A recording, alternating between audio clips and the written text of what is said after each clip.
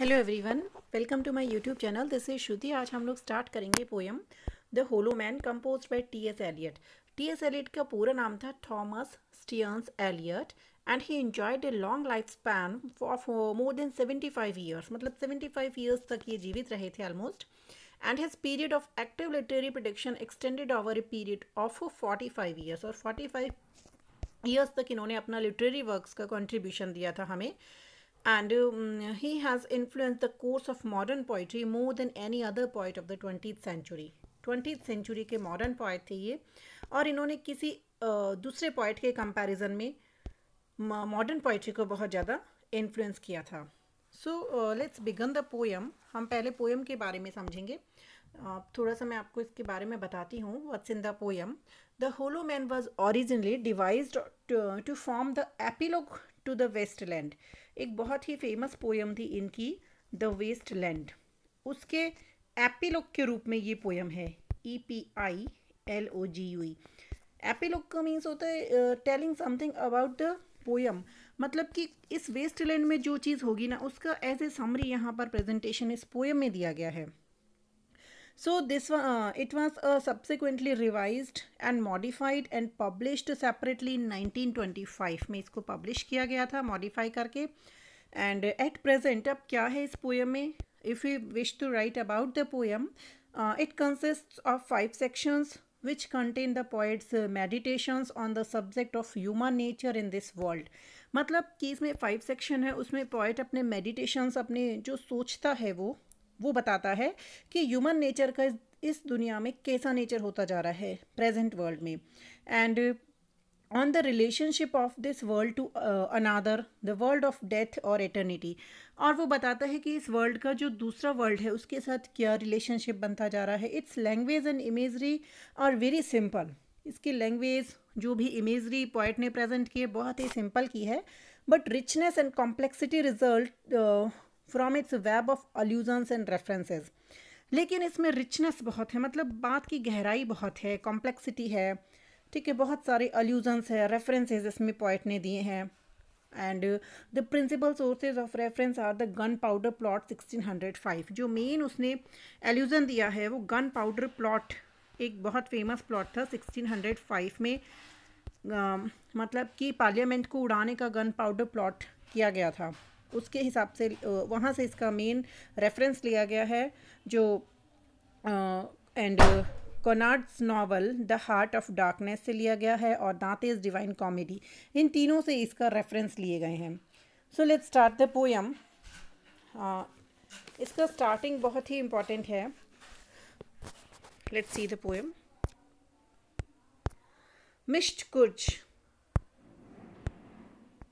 he did a penny for the old guy। ये दोनों ही बहुत इंपॉर्टेंट है। शुरू में जो 2 एपिग्राफ्स है, ये दोनों ही एपिग्राफ्स बहुत फेमस है। ये इसकी बेसिक थीम को प्रेजेंट करते हैं। ये 2 एपिग्राफ्स इस पोइट ने यूज़ किए हैं।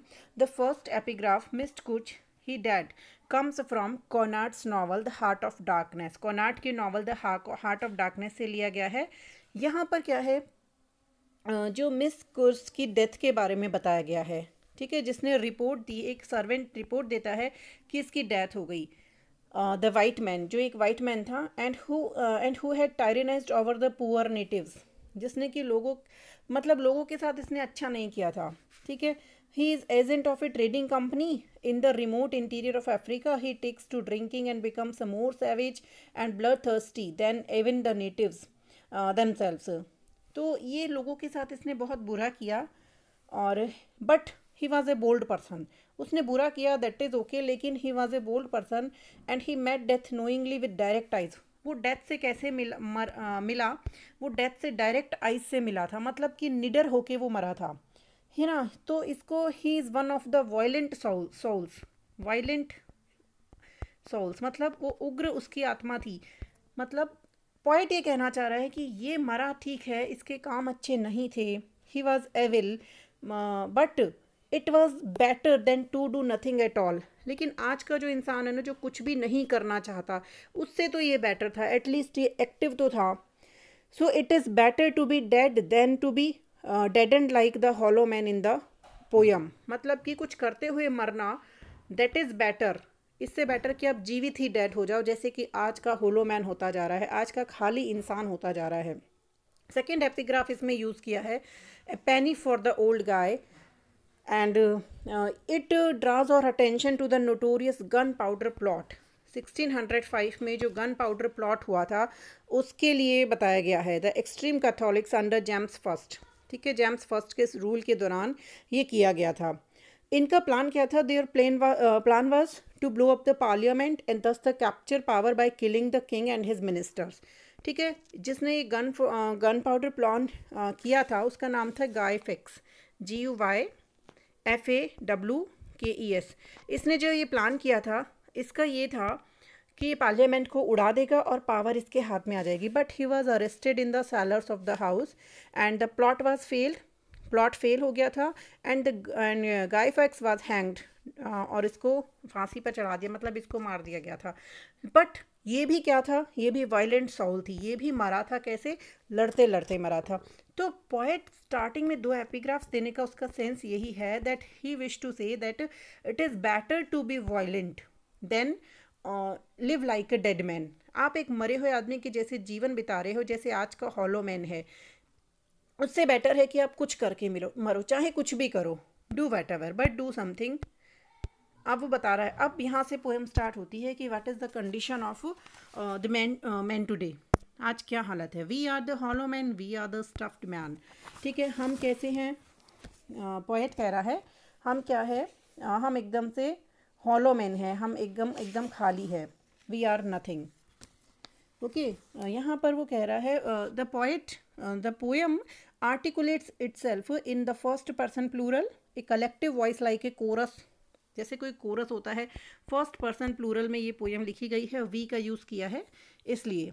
इन the part first he says a sort of choric chant the hollow man lament their own hollowness और एम्प्टीनेस, कि होलो मैन आज का जो खाली इंसान है वो खुद की हालत पर लेमेंट कर रहा है, रो रहा है कि हम तो खाली इंसान है, हम में कुछ नहीं है। They are spiritually empty, actual में वो स्पिरिचुअली एम्प्टी है, उनकी आत्मा मर चुकी है। डिवॉइड ऑफ ऑल फेथ, उनके सारे फेथ, विश्वास, बिलीफ सब खत्म हो गए हैं। ठीक है, और फिर वो कहता है वी आर स्टफ्ड मैन। अब यहाँ पर स्टफ्ड क्यों कह रहा है? Because we are full of bad things, nonsense things and absurd things. हम भरे हुए भी हैं, लेकिन किससे? फालतू की चीज़ों से, नॉनसेंस थिंग्स से। तो यहाँ पर पैराडॉक्स का प्रेजेंटेशन होता है कि हम हॉलो भी हैं और स्टफ्ड भी है, खाली भी हैं और भरे हुए भी हैं। खाली किससे? फॉर यूज, मतलब वी लैक अ हार्ट, हम वी लैक फीलिंग्स, है ना, फीलिंग्स की कमी हो गई, हार्ट की कमी हो गई, लेकिन हम लोग भरे हुए हैं नॉनसेंस चीज़ों से, इसलिए पैराडॉक्स है यहाँ। और यहाँ पर क्या है? एनाफोरा का यूज़ है ना, स्टार्टिंग लाइन रिपीट हो रही है, leaning together headpiece filled with straw. वो कह रहा है कि हम लोग leaning together means we are depending on each other, एक दूसरे पर डिपेंड है। ठीक है, we are not able to stand, हम खड़े होने के लायक भी नहीं है। Headpiece filled with straw, हमारा जो सिर है ना वो भूसे से भरा हुआ है, स्ट्रॉ से भरा हुआ है, our mind is our brain is filled with straw, straw से भरा हुआ है, means there is nothing useful in our mind. हमारे दिमाग में कुछ भी यूजफुल नहीं है। Means the hollow man are rather like the straw filled effigies. ठीक है, then Alash means he laments on his condition. Our dried voices when we whisper together are quiet and meaningless as wind in dry grass. हमारी जो voices है वो कैसी हो गई? The hollow man talk in means meaningless, talk meaningless.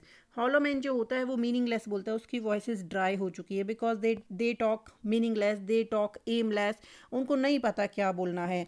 We whisper together, we talk together, हम बात तो कर रहे हैं but we lack of substance, उसमें कोई सब्सटेंस नहीं है, उसमें कोई मैटर नहीं है अच्छा कि हम क्या बोल रहे हैं। हम we are quiet and meaningless. हमारी जो टॉक्स है ना, whatever we talk, it is it is quiet priceless, मतलब वो क्वाइट है, साइलेंस है, और मीनिंगलेस है, यूजलेस है। हम जो बोलते हैं वो बिल्कुल आवाज़ नहीं करता, मतलब हम लोग एक बैंक के साथ नहीं बोलते, एकदम स्लोली विस्पर करते हैं। मतलब आपके होलो मैन में इतना पावर नहीं है कि वो फोर्सफुली कुछ बोल सके, यूजफुली कुछ बोल सके। Okay, then as wind in dry grass, हम अब यहाँ सिमिली का यूज़ है, हमारी वॉइस कैसी है, जैसे हवा चलती है ड्राई ग्रास में, ग्रास की, and it's voice is meaningless, useless. हवा जो चलती है घास के अंदर, उसकी आवाज़ जो आती है वो यूजलेस होती है, उसका कोई सेंस नहीं होता। वैसे ही सिमिलरली और वॉइस इज़ आल्सो यूजलेस। और its feet over broken glass, या फिर यहाँ भी सिमिली है कि या फिर हमारी जो वॉइस है वो कैसी है, rates feet over broken glass, जैसे कि रेट भाग रहे हैं टूटे हुए ग्लासेस पर, टूटे हुए कांच के टुकड़ों पर रेट भागता है, उससे जो साउंड क्रिएट होता है इट इज़ यूजलेस। सिमिलरली हमारी वॉइस भी यूजलेस है। In our dry cellar, we are living in our dry cellar, मतलब सूखे सेलर में हम हमारे पड़े हैं, सूखे अंडरग्राउंड में we are living. So in the first stanza he uses dry और dried word 3 times. First stanza में उसने ड्राई वर्ड का 3 टाइम्स यूज़ किया है, तो मतलब he wants to say that the hollow man are dry and do not have blood in the veins. वो सूख चुका है, आज का जो होलो मैन है वो सूख चुका है, उसकी वेन्स में ब्लड ही नहीं रहा। They don't have an their hearts, their feelings, उसमें अब वो भी नहीं बची है। Shape without form, shade without colour, means now man become shapeless हो चुके हैं, ठीक है। They don't have their particular shape, मतलब they look like human beings, it's okay, but form नहीं है, मतलब केवल उनकी बॉडीली फेम है उनमें, but they are empty from inside, nothingness की कंडीशन में है, ठीक है। एक फॉर्म, एक शेप तभी पूरी होती है जब उसमें फॉर्म होती है, ठीक है, जब उसमें कुछ सब्सटेंस होता है, but they are lacking of this substance. Shade without colour means they don't have any colour, उनमें कोई कलर ही नहीं है, कोई उसमें जेस्ट नहीं है, कोई जीने का जोश नहीं है, कलरलेस हो चुका है। Paralysed force, gestures without motion. Paralysed force means their force means strength, power, शक्ति, उनकी जो शक्ति है वो पैरालाइज्ड हो चुकी है, मीन्स वो पावरलेस हो चुकी है। Gestures without motion, they move their hands but this is useless, it says nothing. वो अपनी बॉडी को मूव करते हैं but it is also useless ना, उसका कोई मतलब ही नहीं है, वो बॉडी क्यों मूव करते हैं, एमलेस हो चुके हैं वो, उनका कोई लक्ष्य नहीं है। तो यहाँ ऑक्सीमोरन का यूज़ है पैरालाइज्ड फोर्स में, पैरालाइज्ड भी है साथ में फोर्स भी है। उसी तरह से यहाँ भी पैराडॉक्स का यूज़ है, shape without form, shade without colour and gestures without motion में पैराडॉक्स का यूज़ है। Those who have crossed with direct eyes to death's other kingdom, remember us if at all, not as lost violent souls but only as the hollow man, the stuffed man।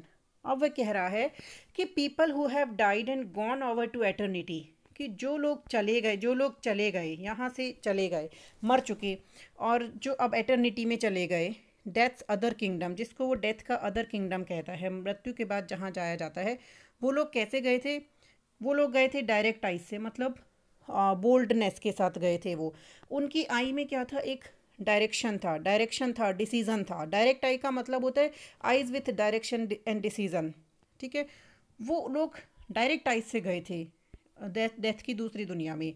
Remember us if at all not as lost, वो कह रहा है कि when they look back towards the world of the hollow man and think how native and meaningless it is, कि वो कभी हमारे लिए हमारे बारे में सोचते होंगे, तो वो सोचते होंगे, वो हमारे लिए कैसे सोचते होंगे, अगर कभी बाई चांस सोचते होंगे, if at all, that not as lost violent souls, वो हमारे लिए लॉस्ट वायलेंट सॉल्स के लिए नहीं सोचते, जैसे मैंने स्टार्टिंग में आपको बताया था कि वो दोनों लॉस्ट वायलेंट सॉल्स थी, वो ऐसे नहीं सोचते होंगे आज के हॉलो मैन के लिए, बल्कि हमारे लिए वो क्या सोचते होंगे, वो बोल्ड इंसान जो इस दुनिया से जा चुके, but only as the hollow man, the stuffed man, ठीक है।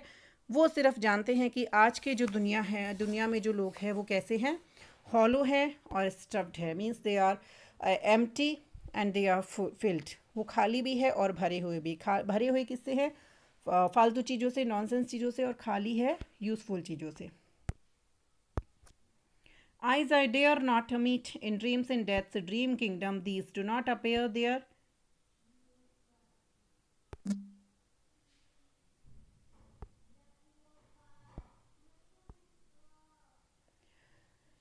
There the eyes are sunlight on a broken column, there is a tree swing and voices are in the wind.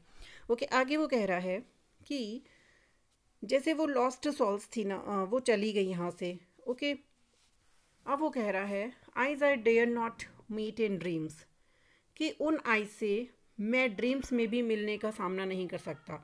Means आज का hollow man, today hollow man is fearful to meet them, मतलब इतना shameful feel कर रहा है। The hollow man is feeling very shameful that he has no power to meet them. ठीक है, उनसे मिलने का उसमें पावर ही नहीं है। यहाँ थोड़ा सा पर्सनल नोट दिया है आई का यूज़ करके पोएट ने, because it is only for the hollow man के लिए वो बात कह रहा है। ओके, सो वो कह रहा है it appears that death has two kingdom, इसमें बता रहा है कि डेथ के दो किंगडम है। एक तो फर्स्ट तो डेथ का अनदर किंगडम है जो कि रिवर के पार है, बहुत अच्छा वाला है। दूसरा है डेथ से ड्रीम किंगडम, ठीक है, जिसमें कि हॉलो मैन रहता है। ये भी एक डेथ का किंगडम ही है, जहाँ मतलब कुछ आदमी कुछ नहीं कर रहा तो वो डेथ का किंगडम ही है ना। तो वो कह रहा, अब यहाँ पर दो किंगडम बताएगा डेथ के, कि वो लोग जिस किंगडम में चले गए वहाँ जाकर मैं उनसे नज़रें नहीं मिला सकता। दीज डू नॉट अपीयर, जो यहाँ से चले गए, जो there the eyes are sunlight on a broken column. यहाँ की क्या हालत है, यहाँ पर आई जो सनलाइट आती है वो आती तो है बट वो ब्रोकन पिलर्स के थ्रू आती है। ठीक है, here sunlight comes but here comes like it is we can say come through the broken pillars, pillars के through, मतलब there is not sharp sunlight, there is a tree swinging and voices are in the winds singing more distant and more solemn than a fading star। उसके बाद वो कह रहा है यहाँ पर कि वो मतलब बहुत ज़्यादा डिस्पेयरिंग हो रहा है, पैसिमिस्टिक हो रहा है इस चीज़ के लिए। आगे वो कह रहा है यहाँ पर कि मतलब कुछ इंटेंशन नहीं बचा है उनकी लाइफ में।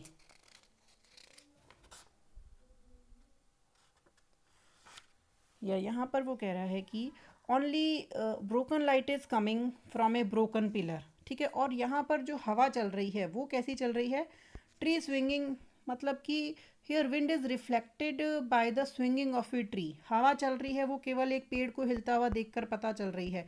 मतलब हॉलो मैन में इतना पावर नहीं है कि वो जोश के साथ कुछ करे। तो मतलब ना तो यहाँ शार्प सनलाइट है, वो तेज है अब यहाँ होलो मैन के आसपास, ना ही हवा में वो बोल्डनेस है। ठीक है, केवल ट्री स्विंग हो रहा है, इस टाइप की हवा चल रही है। And voices are the winds singing.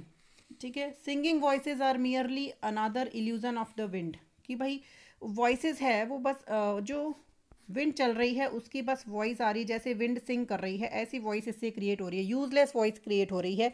बाकी यहाँ पर कोई अच्छा सेंस नहीं निकल कर आ रहा है। तो वो कह रहा है, मतलब उसके कहने का सेंस है कि in this world reality is as far off the distant as a fading star.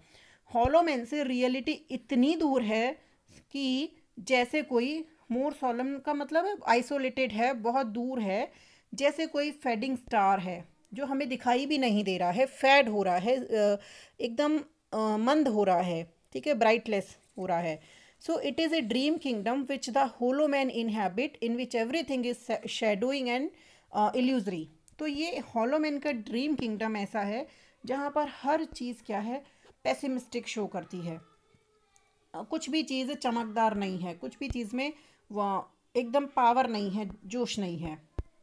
Late me be no nearer in the death's dream kingdom. वो कहता है कि he is afraid to face reality, मतलब वो reality को नहीं face करता, ये उनके पास भी नहीं जाना चाहता। ठीक है, he doesn't want to go near to that great violent souls, उन लोगों के पास भी नहीं जाना चाहता दूसरी दुनिया में, because he is not that much aggressive as they were. जैसे वो एग्रेसिव थे वैसे ये इतना एग्रेसिव नहीं है इन deaths dream kingdom.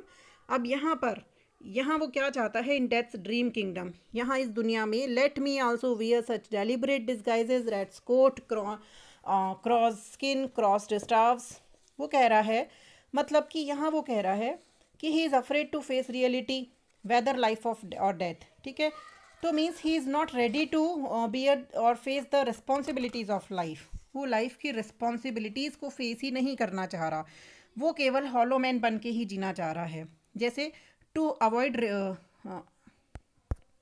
To avoid his responsibilities reality, इन सबको वो इन अपनी सारी जिम्मेदारियों को पीछे छोड़ने के लिए क्या कर रहा है, let me also wear such deliberate disguises, he wishes to change his form, अपनी फॉर्म ही चेंज कर रहा है, डिस्गाइज कर रहा है अपने को, किस रूप में, rat's coat, crowskin, crossed staffs, in a field behaving as the wind behaves no nearer, मतलब वो ऐसे बिहेव कर रहा है, means disguise himself as a scarecrow और डेड रेड्स एंड क्रोज, खुद को उनके जैसा बना के रख लिया है उसने, क्योंकि वो अपनी जिम्मेदारियों को फेस नहीं कर पा रहा है। रेड का कोट ओढ़ लिया है, क्रो स्किन अपने ऊपर ओढ़ ली है, क्रॉस्ड स्टाफ्स हो गया है, मतलब वुडन पोल्स अपने ऊपर रख लिए हैं, तो वो यूजलेस बनकर रहेगा, अपनी रिस्पॉन्सिबिलिटीज़ को फेस नहीं कर पा रहा है। ठीक है, he would like to behave as the wind behaves, जैसे विंड बिहेव कर रही है ना कि कोई यूजलेस नहीं है, बस चल रही है, उससे पेड़ स्विंग हो रहा है दिस मच ऑनली, वैसे ही वो बिहेव करना चाह रहा है, बस यूजलेस अपनी लाइफ को स्पेंड करना चाह रहा है।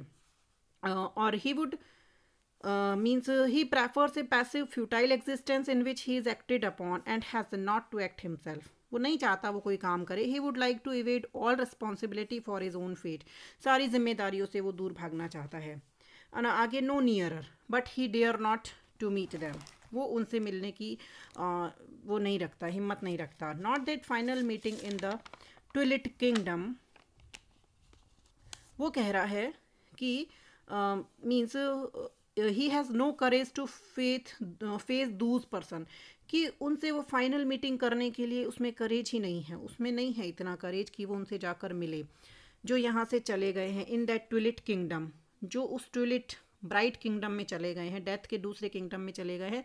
हॉलो मैन की इतनी हिम्मत नहीं है कि वो जाकर उससे मिले।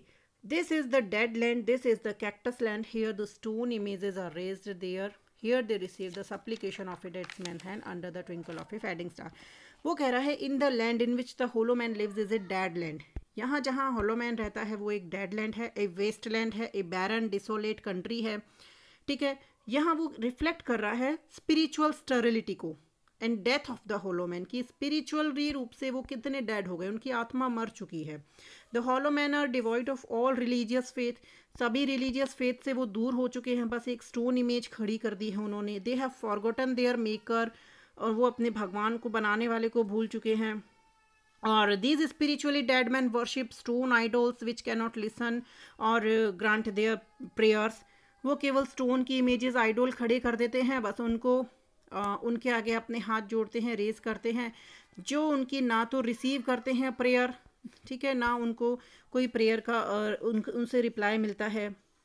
Spiritual reality is as distant as and far of from them as a fading star, spiritual reality उनसे इतनी दूर है जैसे कि फेडिंग स्टार है। ठीक है, तो यहाँ पर इस लाइन का मतलब जो है ना वो यही निकल कर आता है। सप्लीकेशन का मतलब होता है बैग और आस्क फॉर समथिंग। ठीक है, एक डेड मैन के जैसे वो इम्प्लोर करते हैं, हाथ उठाते हैं, कुछ मांगते हैं, बट दे डोंट गेट, तो उससे उनके जो रियल स्पिरिचुअलिटी है वो उनसे कोसों दूर है। ओके, ये वीडियो थोड़ा ज़्यादा लंबा हो जाएगा, इसलिए इसका फर्स्ट पार्ट इसी में है, सेकेंड पार्ट में नेक्स्ट में आपको एक्सप्लेन करूँगी। Thank you very much.